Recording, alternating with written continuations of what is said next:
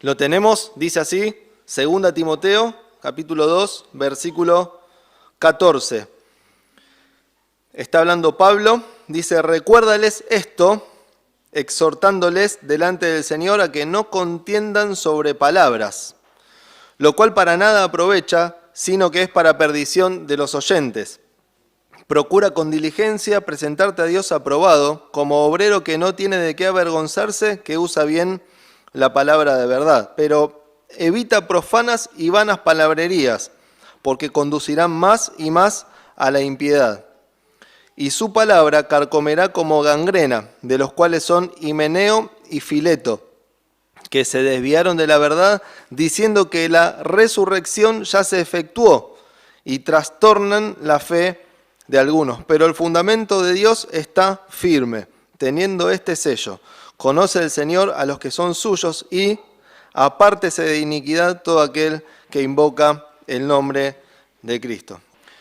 Bien, este es el pasaje que tenemos para esta noche. Vamos a contextualizar muy brevemente, porque ya venimos estudiando los jueves anteriores y en cada mensaje también se ha realizado un contexto, pero no olvidemos que Pablo está en la cárcel y puse ahí últimas palabras escritas de Pablo porque creo que vale la pena resaltarlo. Desde el punto de vista que esta carta tiene la última expresión, no sabemos si son exactamente las últimas palabras, pero son las últimas escrituras, las últimas ideas que escribe alguien que está previo a morir, que está a punto de ser ejecutado. ¿No? Tenemos en la segunda carta de Pablo a Timoteo, tenemos las últimas expresiones y voluntades de Pablo próximo a su ejecución. Y nos queda un registro de estas palabras que la intención es que dimensionemos juntos el valor que tienen. Pablo está a punto de morir y decide escribirle esto a Timoteo. Es un dato, el dato por sí solo no tiene sentido salvo que le demos un valor. No está en la Biblia, no dice en ningún versículo, esto es lo último que escribió Pablo. Hay antecedentes históricos y documentales que demuestran esto y simplemente saber el tesoro que tenemos en las manos, ¿no? Son las últimas palabras que escribe Pablo y eso se lo dice a Timoteo y nos queda también un registro para nosotros. Ahora bien, la carta tiene muchos verbos imperativos que tienen que ver con las palabras. Y ahí nos vamos introduciendo el tema que nos toca trabajar en esta noche de acuerdo a este pasaje, ¿sí? Las palabras, la forma en que Timoteo tiene que utilizar y hablar con las palabras, lo que tenía que hacer con las palabras. Y ese es el tema sobre el cual vamos a tratar de compartir juntos con estos versículos que vamos a ir de a uno, en lo posible, desarrollando. ¿Cuáles son los imperativos relacionados con las palabras? Algunos. Capítulo 1, versículo 13, retén las palabras. Capítulo 2, versículos 1 y 2, lo que has oído encarga a hombres fieles. Vamos a retomar ese versículo. Capítulo 3, versículo 14, persiste en lo que aprendiste. Capítulo 4, versículo 1, que prediques la palabra. Entonces, si subrayamos los imperativos que Pablo le da a Timoteo en la carta, no solo esto, sino todos los verbos imperativos que es corta la carta, lo podemos buscar, demuestran que el tema de las palabras es importante y el pasaje de hoy, como decíamos, lo refuerza. Ahora, esta carta tiene un paréntesis, ¿sí? Y vamos a explicar en qué consiste este paréntesis. Todas las cartas de Pablo tienen un componente en el cual Pablo, en la mayoría de las cartas, manifiesta que hay que resistir a los falsos maestros, ¿sí? Resistir los falsos maestros, la influencia de los falsos líderes. En el caso de los Gálatas están los judaizantes. En todas las cartas hay un denominador común, que es Pablo alertando a la iglesia. Depende de la ciudad, era una iglesia en una casa, capaz que en una ciudad, en diferentes casas se reunían y la carta iba circulando. alertaba sobre los falsos maestros que introducían falsas enseñanzas en base a la idea que estaba circulando en la sociedad. Básicamente, constituir el cristianismo como una filosofía y no como con el fundamento en la fe. Eso enseña Pablo en la mayoría o en todas las cartas, ¿sí? Personas que inventaban discursos para convertir al cristianismo en una filosofía. Ese es el peligro de los falsos maestros, peligros que en la actualidad podemos decir que continúa. Ahora, ese peligro corría el riesgo de que se introduzca dentro de la iglesia, y ahí tiene relevancia el paréntesis. ¿Por qué? Porque si bien el contexto es de las cartas de Pablo alertar sobre los falsos maestros, en este pequeño paréntesis, que lo vamos a llamar los versículos del 14 al 19, o más específicamente hasta el final del 17, Pablo exhorta a Timoteo y a la iglesia cómo tienen que usar las palabras. Y culmina haciendo referencia a los falsos maestros. Básicamente, Pablo exhorta a Timoteo y a la iglesia a que no usen las palabras de manera inapropiada y a que no se metan en discusiones sin sentido. ¿Sí? Eso ahora lo vamos a ir reforzando a medida que estudiemos los versículos. ¿Cuál es el punto del pasaje? Usar bien la palabra de verdad y evitar discusiones malintencionadas que no tienen sentido. Ese es el punto de estos versículos. Usar bien la palabra de verdad y evitar discusiones malintencionadas que no tienen sentidos. En definitiva, y ya podemos reflexionar, en la iglesia del Señor también se edifica y se construye con palabras, pero también se destruye y se derrumba con palabras. Y es una exhortación que creo que la tenemos que hacer propia y que por eso tiene valor el registro, el antecedente y el dato de las últimas palabras de Pablo. Lo que hablamos importa y es lo que vamos a ver en estos minutos.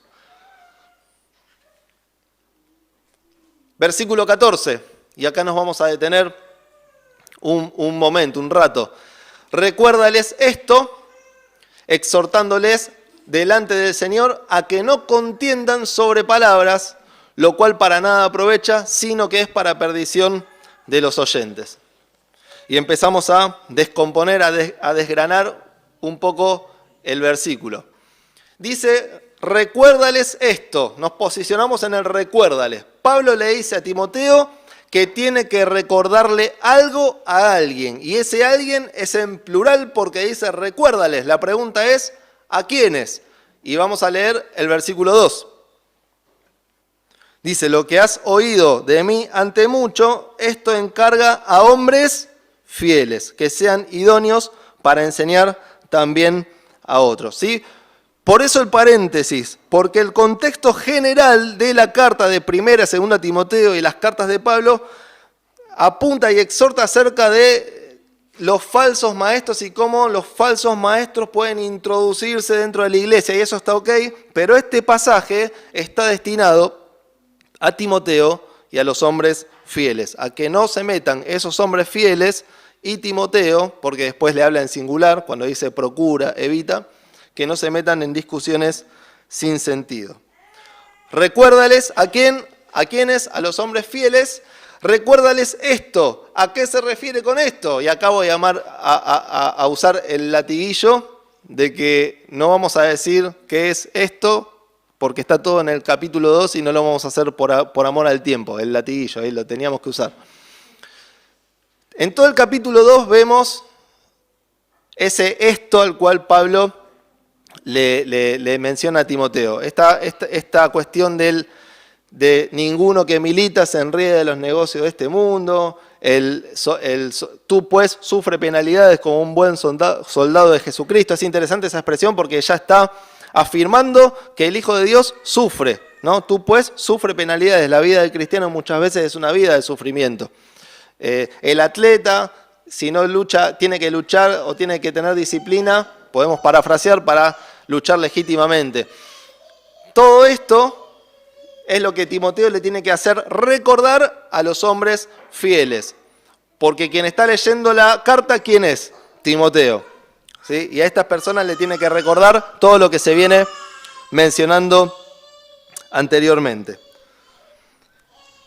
Con lo cual, el llamado de atención es que los hombres fieles también corren riesgos. Los hombres fieles, incluido Timoteo, por eso vemos en los versículos siguientes que le dice evita discusiones, los hombres fieles también corren riesgos. Pueden meterse en discusiones que no tienen sentido y que pueden afectar a la iglesia.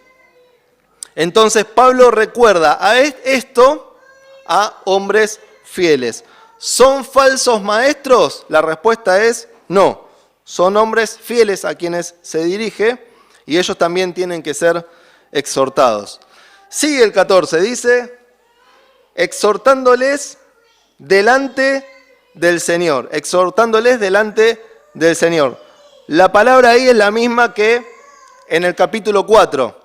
Es llamativo porque generan un complemento. El capítulo 4, Pablo le dice a Timoteo, te encarezco delante del Señor. ¿Sí? Y la palabra apunta a esto, a realizar un pedido solemne y exigente. Un pedido solemne y exigente. Y ese te encarezco, que Pablo le dice a Timoteo, de que predique la palabra, es el mismo término que aparece acá, donde dice exhortándoles delante del Señor. ¿Sí? Con lo cual vemos que hay un complemento desde el punto de vista de que en una parte le dice te encarezco que prediques la palabra y en este versículo podemos traducir, de acuerdo a lo que el original dice, te encarezco que no contiendan sobre palabras. ¿Quiénes? Los hombres fieles. O sea, el hombre fiel predica la palabra, le dice, ya lo vamos a estudiar en Timoteo 4, y al mismo tiempo evita discusiones sin sentido. ¿Sí? A mayores palabras sanas, menores palabras profanas, como dicen los versículos más adelante. Sigue el texto, versículo 14.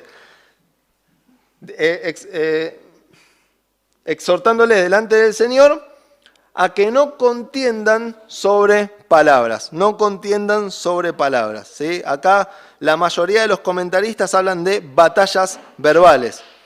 Y en las batallas siempre se corren riesgos. Siempre se quieren ganar, siempre hay alguien que sale herido, siempre hay alguien que sale lastimado. Y así como Dios creó el mundo, ¿con qué? Con su palabra.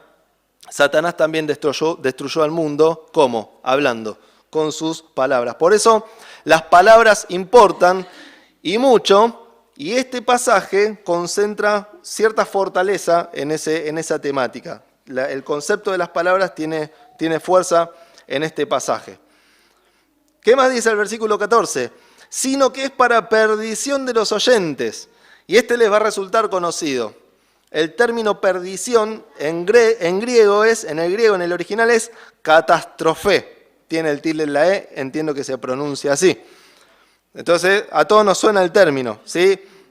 La contienda siempre redunda en algo que es nocivo, en algo que puede producir literalmente una catástrofe, teniendo en consideración también que siempre en una discusión y una catástrofe no afecta a alguien que la está viviendo, sino que afecta a todo un entorno. Dicho esto, no quiere decir que no hay que presentar batalla, no está diciendo eso el pasaje. De hecho, Pablo le dice a Timoteo, no nos dio Dios un espíritu de cobardía y a los falsos maestros hay que resistirlos, pero una cosa es presentar batalla acerca de la suficiencia de las Escrituras o de la justificación por la fe, pero en esa batalla no entra dentro de los marcos de este pasaje porque esa batalla es con falsos maestros genuinos, y otra cosa es presentar batalla acerca de temas de los cuales podríamos ser tentados simplemente, independientemente de la importancia del tema, a contender, a pelear, a derribar, a derrumbar, a perjudicar a otros hermanos. Terminamos este versículo y como reflexión, 3 comentarios. La contienda de palabras siempre es pérdida. Podemos tener algún intercambio respetuoso, podemos tener discusiones. La iglesia es una familia, nunca hay que perder de vista esto y somos principalmente pecadores perdonados. Pero algo distinto Algo distinto es tener una batalla verbal por sentirnos bien con nosotros mismos y ocasionar un daño en otra persona. Una catástrofe, un derrumbe en la iglesia. Por otro lado, otra reflexión, el cuidado que hay que tener en la iglesia, dado que si bien podemos ser hombres fieles, eso no invalida que arruinemos todo. ¿Con qué? Con nuestras palabras. Arruinar todo y en muy poco tiempo. Como sucede siempre, lo que tarda en construirse no demora en derrumbarse. ¿Quién busca para ayudarme? Efesios 4:29. No empleen un lenguaje grosero ni ofensivo, que todo lo que digan sea bueno y útil, a fin de que sus palabras resulten de estímulo a quienes las oigan. Bien, gracias. ¿Sí? Las palabras que construyen, que hacen bien y que estimulan en el contexto de la iglesia, como es el pasaje que leyó Sebi. Gracias. Avanzamos. 2 Timoteo 2, del 15 al 18 leemos, dice, y Pablo le habla, acuérdense, anteriormente, recuérdales, ¿a quiénes? Ayúdenme. Bien, a los hombres fieles. Ahora decimos, Pablo le habla a Timoteo, procura con diligencia presentarte a Dios aprobado como obrero que no tiene de qué avergonzarse, que usa bien la palabra de verdad, pero evita profanas y vanas palabrerías porque conducirán más y más a la impiedad y su palabra carcomerá como gangrena, de los cuales son Himeneo y Fileto, que se desviaron de la verdad, diciendo que la resurrección ya se efectuó y trastornan la fe de algunos. Que se desviaron, ¿qué tiempo verbal es ese? Pasado, diciendo que la resurrección ya se efectuó y ¿qué cosa? Y trastornan, ¿qué tiempo verbal es?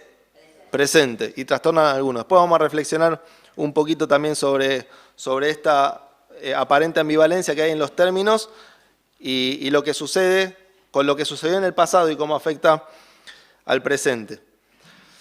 3 puntos de este versículo, de estos versículos, 3 puntos breves, no me miren asustados. Presentarse a Dios aprobado, que usa bien la palabra de verdad y que también trabaja. Esto se lo está diciendo a Timoteo y ahora vamos a profundizar esta idea del trabajo. Pero ser obrero y utilizar bien la palabra van de la mano. Procura con diligencia presentarte a Dios aprobado. Acá nos acercamos a la cuarta figura, porque está el soldado, está el atleta, está el labrador y está ¿quién? El obrero. El obrero. Y procura con diligencia es una palabra que es una sola en el original y apunta a poner todo el empeño, pero con cierta velocidad. Es decir, hacelo bien y en lo posible rápido. Hacer las cosas bien y en lo posible rápido. ¿Sí? Los hijos de Dios nos caracterizamos por hacer, ¿no? Y está muy bien, qué bueno hacer las cosas bien, ¿no? Hacerlas bien y, como dice acá el pasaje, rápido. Y vemos que el obrero trabaja mucho y trabaja bien. Y cuando habla de aprobado, tiene la idea de ser juzgado, el término, y evaluado por el contexto. Podemos concluir en que es por Dios. Pero vamos a pensar un poco en el obrero y en sus características de esa época.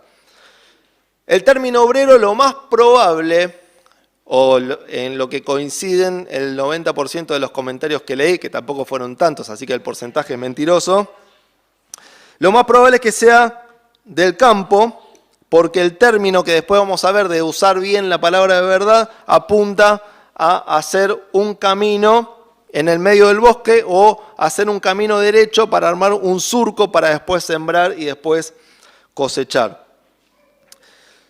Pero vamos a este punto. ¿Cómo es el obrero del campo? Y acá algunas características. Trabajador. Se cansa. Sale el sol y está trabajando. Se oculta el sol y está trabajando. Termina sucio, termina gastado. Su labor es invisible. Quizás no tiene tanto cartel, quizás no tiene tanta prensa, quizás no tiene tanto glamour, quizás no huele bien, pero trabaja. Un obrero que trabaja y nadie lo ve.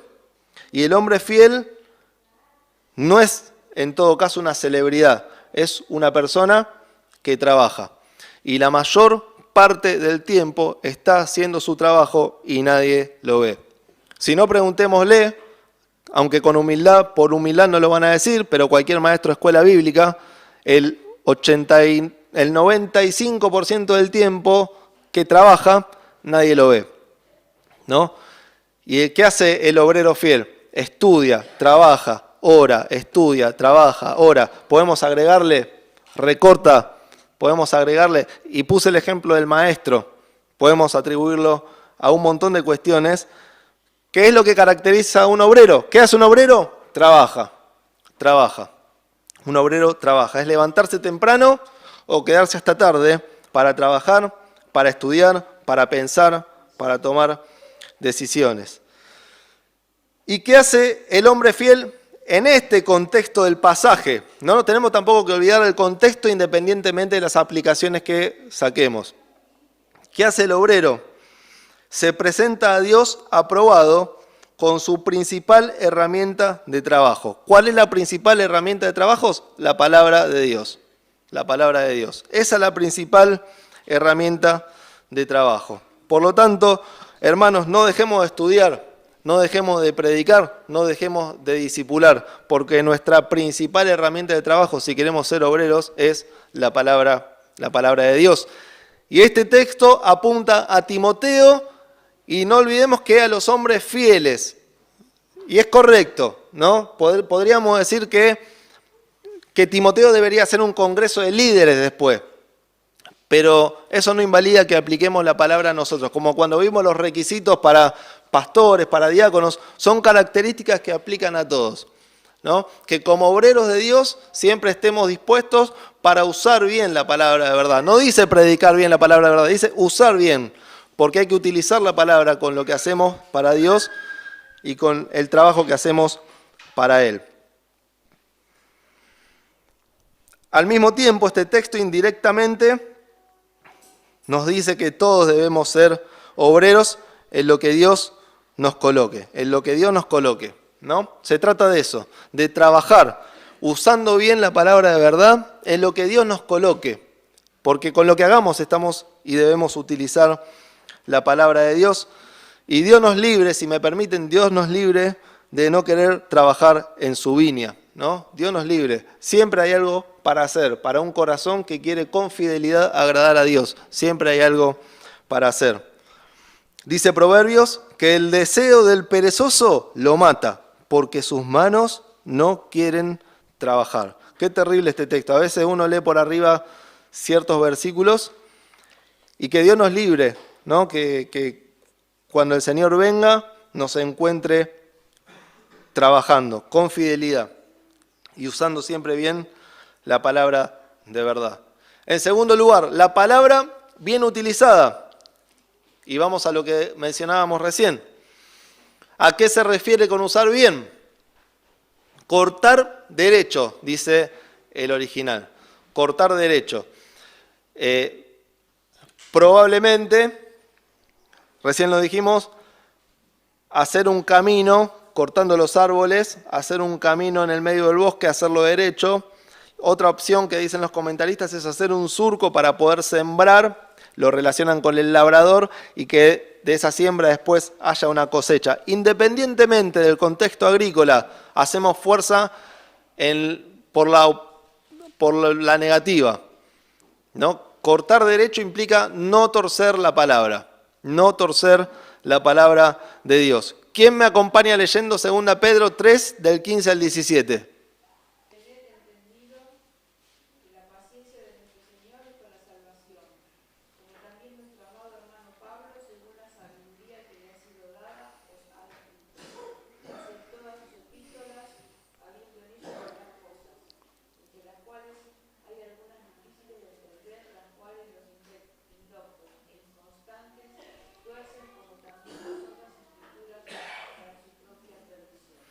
Bien, gracias. Pedro referenciando a Pablo sobre aquellas personas que tuercen la palabra. Manejar adecuadamente la palabra de verdad. Si Timoteo, acá me anoté, si Timoteo, que tiene a Pablo tiene que esforzarse por usar bien la palabra de Dios, cuanto más nosotros.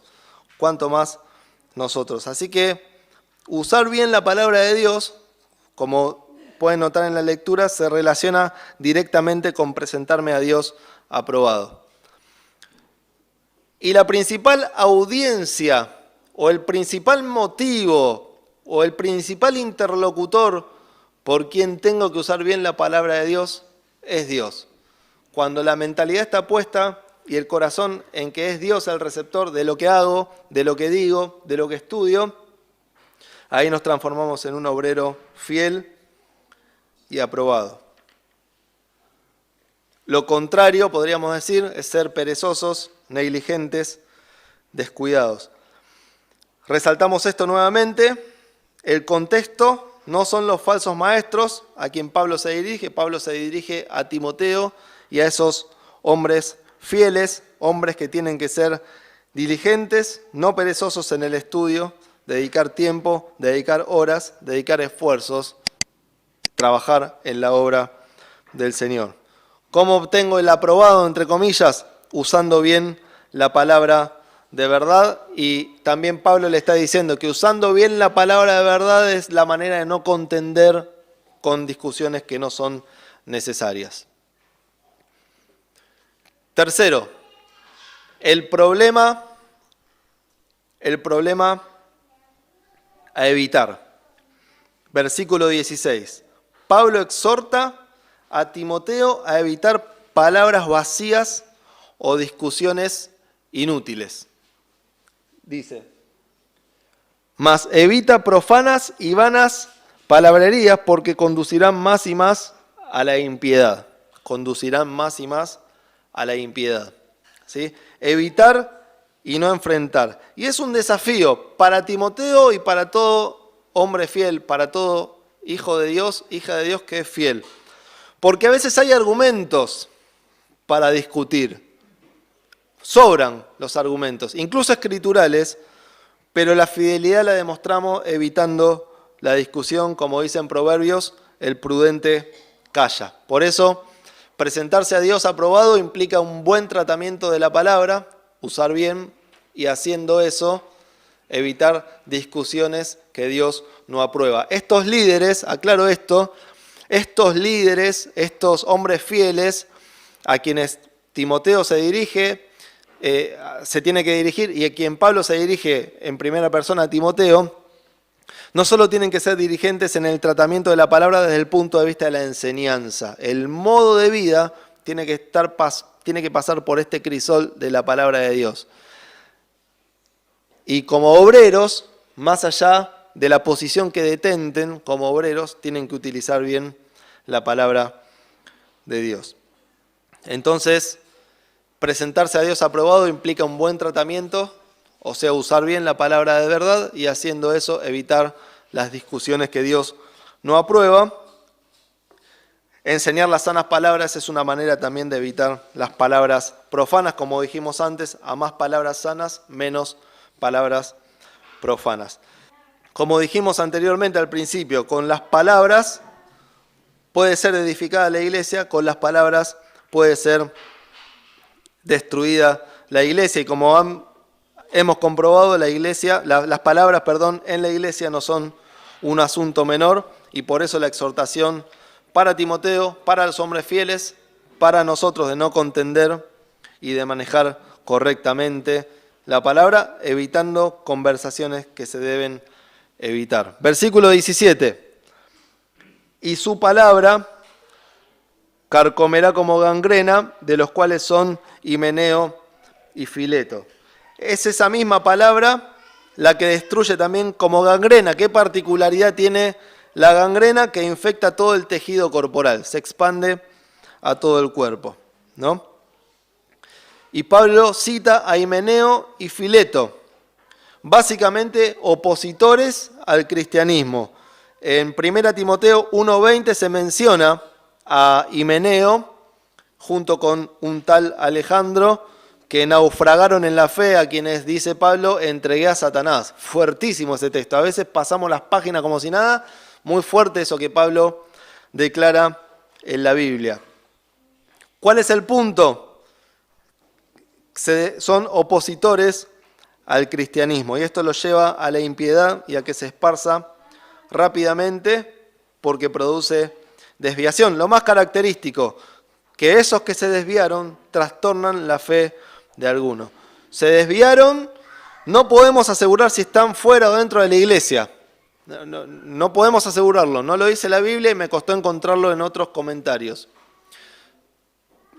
Quienes dicen que sí, quienes dicen que no, no es el punto. Se desviaron tiempo pasado, pero al presente trastornan la fe de algunos. Último texto que buscamos, Hechos 20, 29 y 30. Dice, Hechos 20, 29 y 30, porque yo sé que después de mi partida entrarán en medio de vosotros lobos rapaces que no perdonarán al rebaño, y de vosotros mismos se levantarán hombres que hablen cosas perversas para arrastrar tras sí a los discípulos. ¿No? Entonces esas discusiones, esas palabras, acá ya estamos enfocados de nuevo, ya se cerró el paréntesis, estos falsos maestros trastornan la fe de algunos. Por eso hay que evitar las contiendas de palabras. Versículo 19, pero el fundamento de Dios está firme, teniendo este sello. Conoce el Señor a los que son suyos y apártese de iniquidad todo el que invoca el nombre de Cristo. Algunas conclusiones y aplicaciones, ya estamos terminando, para pensar y para reflexionar como iglesia en base a lo que estuvimos estudiando. Nuestras palabras cuentan y mucho, ¿sí? Tenemos que ser diligentes porque podemos construir, pero también podemos ocasionar lastimaduras en la iglesia de Dios. Creo que esta iglesia de Liniers, calle Vignón 6766, posee, gracias a Dios y por su gracia, muchos hermanos jóvenes y que son fieles y que dan buen tratamiento a la palabra de Dios. Gloria a Dios por ello, pero sírvanos la exhortación de Pablo a los hermanos de la iglesia también, a nosotros como hermanos. Evitemos discusiones que no tienen sentido, enseñemos siempre la palabra pura, la sana palabra, que eso es lo que le da crecimiento a la iglesia. Otro punto, todo estudio y todo aprendizaje es útil si no nos lleva, encima que leo mal, si no nos lleva a contienda de palabras. ¿Sí? A veces podemos incluso correr el riesgo, no solo en la presencialidad, ahora los formatos son diferentes, todos conocemos, hay muchas redes sociales, muchas cosas que circulan, incluso en esos ámbitos el cristiano maduro, hombre fiel que teme a Dios, evita esas discusiones porque no construyen, todo lo contrario, destruyen. Y como dice Pedro, segunda carta creo, no me acuerdo del capítulo, porque no lo anoté, pero sí anoté la frase, dice que haciendo el bien, hagamos callar la ignorancia de los insensatos. De eso se trata. Y para hacer el bien hay que tener presente, ¿qué cosa? La palabra de verdad. Por eso haciendo el bien y teniendo presente la palabra de verdad, estamos usando bien en definitiva la palabra de verdad. ¿A quién me tengo que presentar aprobado? A Dios. Si estoy en conflictos de palabra, ¿quién quiero que me apruebe? Bueno, si quiero que me apruebe Dios, la fidelidad o la marca de la fidelidad está en evitar una situación, aunque el silencio simule una derrota. Evitar una discusión es sano en el ámbito de la iglesia. Presentarme a Dios como un obrero, siempre pensar en que somos obreros. Podremos ser personas de renombre en otro ámbito, reconocidos, buenos puestos laborales, pero delante del Señor somos todos obreros de la viña. Y como reflexionamos a veces con otros hermanos, la viña en la que tengo que trabajar o la viña que tengo que cuidar, la tengo que cuidar. Como dice creo que Cantares, en la viña que me dieron a cuidar no cuidé, ¿no? Cuidar lo que Dios nos da para trabajar independientemente de los roles que tengamos o las funciones que tengamos en la iglesia. Y fíjense que dice que usa o que traza derecho la palabra de verdad. no dice que predica bien, antes lo mencionamos. Y la palabra es para usarla. ¿Sí? No implica solamente a alguien que enseña la palabra en un púlpito. Todos tienen que usar bien la palabra de verdad. Aunque le habla a los líderes, es correcto el pasaje, no tenemos que desconocer el contexto. Pablo le habla a Timoteo y a hombres fieles que después van a enseñar a otros. En definitiva, le habla a líderes. Pero todos tenemos el mandato de usar bien la palabra de verdad. Y usándola bien se evitan discusiones que vemos en el versículo 14. Y usar bien la palabra de verdad implica estar presente un jueves, sí, siempre. Estar presente un domingo, si se puede, excelente, pero también implica leer la Biblia en casa, estudiar la Biblia en casa. Eso es fundamental. Individualmente, como familia, en casa es donde aprendemos también a usar bien la palabra de verdad, porque usar bien la palabra de verdad es edificar, como dice Mateo, sobre el fundamento firme, que es su palabra. Terminamos leyendo un versículo, no lo busquen, en Colosenses 3:16 dice que la palabra de Cristo tiene que morar, tiene que vivir en abundancia en nosotros, enseñándonos unos a otros en toda sabiduría, cantando con gracia en nuestros corazones al Señor, con salmos e himnos y cánticos espirituales. Y todo lo que hacéis, dice Pablo, sea de palabra o de hecho, hacerlo todo en el nombre del Señor Jesús, dando gracias a Dios Padre por medio de Él.